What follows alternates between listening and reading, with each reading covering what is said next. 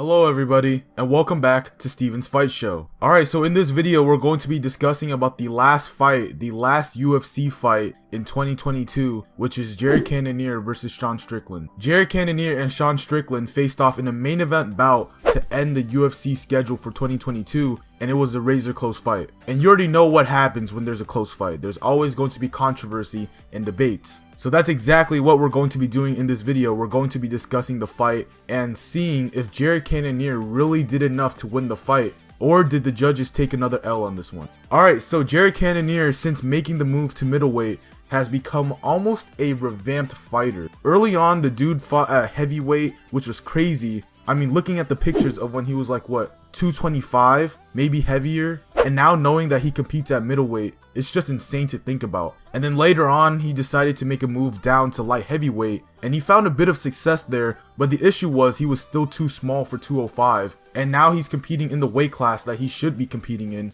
which is middleweight. And since moving to middleweight, Cannonier has beaten many top fighters like Derek Brunson, Kelvin Gastelum, Jack Hermansson, and Anderson Silva, even though Anderson Silva was well past his prime. However, the performances that were displayed in those fights, and even in fights where he's lost, the fight against Izzy, the fight against Rob, in those fights he showed his level in the middleweight division. And since he's a big guy, the power that he brings is incredible. When he lands, it's always troubling, considering the fact that he's also crafty as well. Cannonier does a great job of attacking all three areas of the head, body, and legs. It shows that he's calculated with his offense, and he's not going out there just to headhunt and try to rip people's heads apart. And despite him being 38 years old, he still has a bit left in the tank when it comes to competing for another potential title opportunity. And Sean Strickland, on the other hand, is a guy that has a big personality. Whenever we think about Sean Strickland, we think about how obnoxious the guy is. Or he's not really obnoxious, but the dude is just crazy sometimes. But the thing is,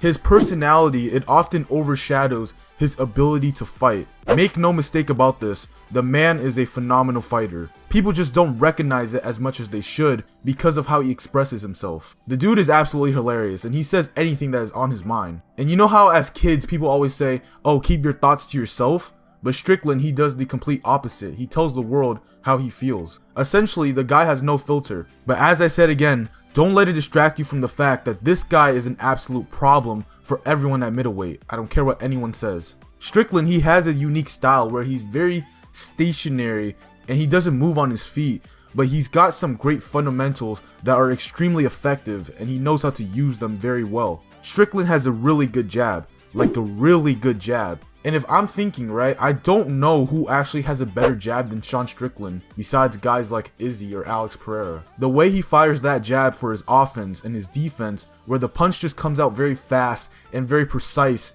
it's just great to see. He's able to pick guys apart with it to maintain distance and set up his attacks. It's pretty much the main weapon for Strickland, and once the jab starts landing, that's when he puts the right hand behind it and every other punch will follow. It's essentially the core of his offense, the trunk. And he doesn't really kick too often, but here and there he'll sneak a couple leg kicks in there, or he might throw a lead teep kick to get you off of him. But predominantly, he's a heavy-handed fighter. His ability to slide out of range to not get hit is also amazing as well. Because of his stance and the fact that he's not mobile, you would think it's easy to hit him, but it's actually not. In fact, most people who have fought Sean Strickland don't normally land too many clean hits on him. And that speaks about his ability to spar a lot, where he can dictate the distance by inches to avoid punches. I mean, the guy doesn't even really train like an athlete, bro. The guy fights in his training camps, and he fights on the day of the fight. This dude's honestly nuts. But alright, let's go through the fight and break down what actually happened each round. The fight was a close fight 100%. I had Jared Cannonier winning 48-47, but it very well could be 48-47 Sean Strickland, but I don't think so, and I'm going to explain why I believe Cannonier did a bit more than Sean Strickland to get the victory over him. Alright, so in round 1, I had Jared Cannonier winning this round. I thought he did very well to pretty much ignore the head in a good way, where he landed some hard outside and inside leg kicks, and he attacked the body very well, something that he employed very successfully in this fight. He came down with a couple straight punches to the body, and he did a great job of staying off the center line by moving his head side to side when Strickland would jab. And because of that, Cannonier would capitalize and slip on the outside to land a couple right hands. He was putting Strickland on the back foot, and he was landing some great shots. Strickland, he was being a bit more patient but he wasn't active enough, and in the moments where he did throw, I feel like he didn't land clean enough and inflicted enough damage to win the round. And I would say Cannonier did a good job of avoiding Strickland's jab in this round. In round 2, the pace increased a little bit, but it looked like Sean Strickland won a competitive round. He was busier in this round compared to before, he was employing the jab more, and he timed Cannonier coming in with jabs, which slowed down Cannonier's pressure. He also landed a few 1-2s and tried to land a lead teep to the face, which was unexpected. And Jared Cannonier, he didn't really have a bad round. In fact, he did what he was doing in the last round. Came forward, landed leg kicks, and attacked the body. However, the difference in this round was Strickland was able to beat him with the timing and the activity, as well as the precision. When Strickland is active, it's difficult to get a hold of him. In round 3, it was a close round, but I felt like it was Cannonier's best round, which sounds like it doesn't make sense, but hear me out. So again, the round starts, and the story is still the same. Cannonier is coming forward, trying to push Sean Strickland back, and continues to land leg kicks and body shots, but he did manage to land some heavy punches in this round. Cannonier landed some clean right hands off of the jab slip, and the combination that had the most success for him was the left hook right hand. And in the previous 2 rounds, Sean Strickland has been pulling his head out of range, trying to slide out just enough to avoid Cannonier's punches. And the reason why this specific combination worked so well for Cannonier was because as Strickland tries to slide his head away from the left hook, the right hand catches him on the way out. And I love the fact that Cannonier didn't get carried away from the fact that he landed a few hard strikes and still remained to attack the body. His hands were in the right place as well, as he used the high guard to defend very well. Strickland continued to land some clean jabs in this round, but I felt like this is where Strickland might have messed up. Because he landed some good jabs, I felt like he should have been a bit more active. And I know I keep mentioning activity when it comes to Sean Strickland, but you have to look at it like this.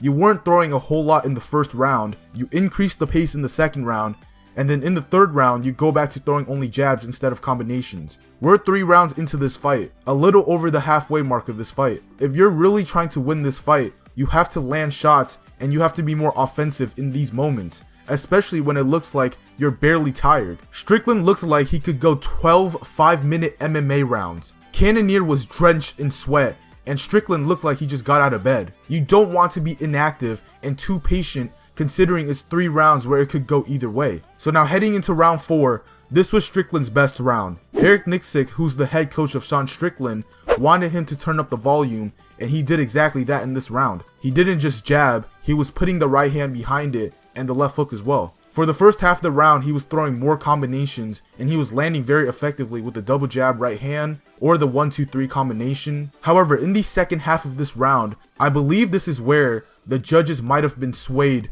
to scoring this round for Jared Cannonier. Although I don't think Cannonier won this round, he did have moments where he landed some hard powerful strikes on Sean Strickland. And because it's towards the end of the round, it could be the only thing that the judges remembered, and that's why they scored it for Cannonier. Hence, that's why we had a 49-46 Cannonier scorecard and a 49-46 scorecard for Sean Strickland. And in round 5, the last round of the fight, this was the closest round of them all. Both corners knew that they had to win this round to win the fight, because the fight was pretty much even leading up to that point. And Eric Nicksick, he wanted Strickland to throw the right teep kick to the body, but he never listened once. And on the other hand, Cannonier's corner wanted him to throw 40 body shots to open up a finish, and that was the difference in this round. One guy was coachable and the other guy wasn't. And it's weird because you see Sean Strickland acknowledging what Eric has to say, but he never employed it once. I didn't also sense a lot of urgency by Sean Strickland as well. Yeah, he was thrown, but I felt like it wasn't enough. He had to do more. Especially on the other end where Cannonier is landing body shots in which it looked like Sean Strickland didn't even bother to address them.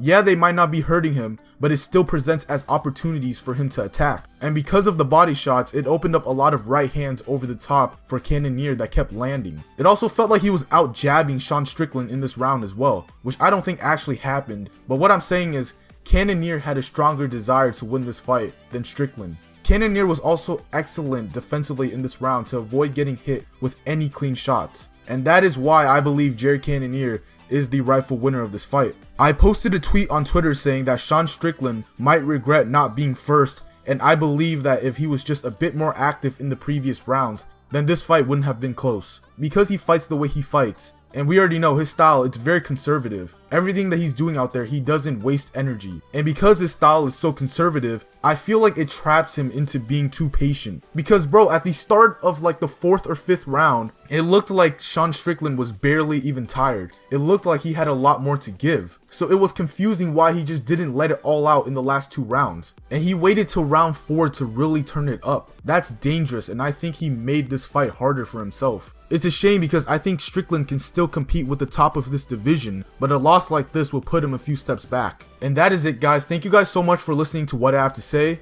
And let me know, who do you think won the fight, Jared Cannonier or Sean Strickland? Do you think Jared Cannonier can work his way back for a last minute title shot? Do you think Sean Strickland can roll right back to the top after losing back-to-back fights? Drop a comment and let me know in the comment section down below. Now, if you guys enjoy content that is related to combat sports, please drop a like on this video and subscribe to my YouTube channel down below. That would be greatly appreciated. And make sure you guys follow my Twitter as well. I usually don't promote my Twitter because I haven't really used Twitter a lot over the years. However, this year specifically, I've been enjoying Twitter a lot, and I post a lot about my videos, fight content, fight news. So if you're interested in that, make sure you head down to the description of this video and follow me on my Twitter to see all my thoughts and reactions to any fight news or any other fights in any other sports. And other than that, it's been Steven, signing out.